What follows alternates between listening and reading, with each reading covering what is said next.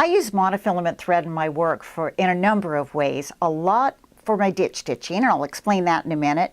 But you always want to use the transfill nylon monofilament thread when you don't want your stitching to show.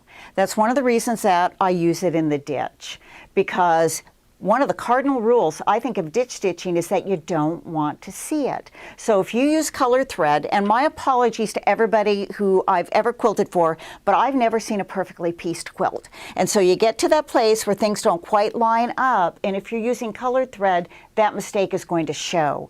With monofilament, it's not going to show. It comes in two shades, clear and smoke, and on this quilt, I used both of them.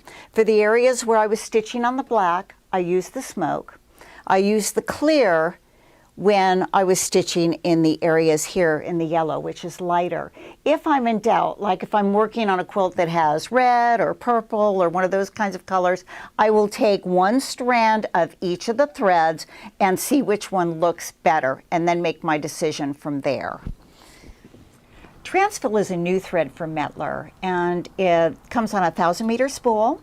It's nice and soft. Now, one of the things that I want you to be careful of when you choose a monofilament thread is that the monofilament thread is soft enough to work well into your quilt and not cause any problems. And I kind of do a little finger test. I take the spool and I take my finger, and there's this little end sticking out, and I just stick my finger. And I do this, and if I can feel it, if I feel a distinct finger stick, that isn't the thread I want in my quilt. So I just do that until I figure it out. So transfill passed my finger test. So that was the first thing. So I noticed I could use it on the horizontal spool when I was playing with it. Now, often people will tell you that you need to put your monofilament thread on a vertical spool pin. I found that I didn't have to do that with the transfill, that it worked just beautifully with the horizontal spool pin.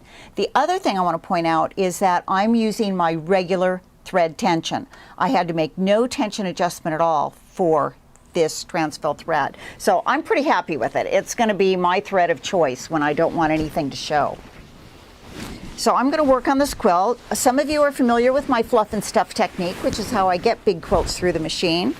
And how I do that is I settle the quilt happily in my lap, and I pleat the quilt into my right hand until I'm to the place where I want to start quilting. Now in this one, it's pretty far over. I'm using my knee lift on this machine to raise the presser foot so that I can use both hands to handle the quilt. And all that bulk that I had pleated into my hand, I just shove that right through. And then I'm ready to start. So I'm going to take my transfill in my left hand, and I'm going to bring the needle down and up again. I just unthreaded the machine. Love that. I can watch that machine thread all day. So I'm going to take the transfill in my left hand. I'm going to bring the needle down, the needle up, and then pull up my bobbin thread. In the bobbin, I have a cotton thread by Mettler, and I'm using a very lightweight embroidery thread. It's the 60 weight. And the reason I'm using that on this quilt is because I want that bobbin thread to blend in to the back of my quilt, not to stand out, and the 60 weight will do that beautifully. So I'm going to stitch in reverse with a very short stitch. I use a 0.8 stitch, and I stitch in reverse to the end of the seam. I started about a 1/4 inch early and then backed up with tiny, tiny stitches, and what that does is it secures my seam. Then I switch to a full-size stitch and do my stitching. These are my bat scooters. Some of you are familiar with those. And it's what I use instead of gloves to help me move the quilt through the machine. It gives me traction. See how beautifully this is working. Regular tension, no problems. It's just purring right through the machine. I am loving this. There are a number of other things you can use the thread for. You know, it's not just a quilting thread. You can use monofilament anywhere you don't want your stitching to show. I've been told it works well on leather. It can work as a blind hem on curtains.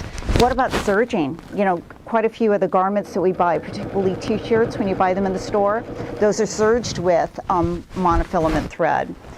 This is a nylon monofilament. I like it for its durability, its invisibility, and I think it's going to be quite happy at home with me in my quilting.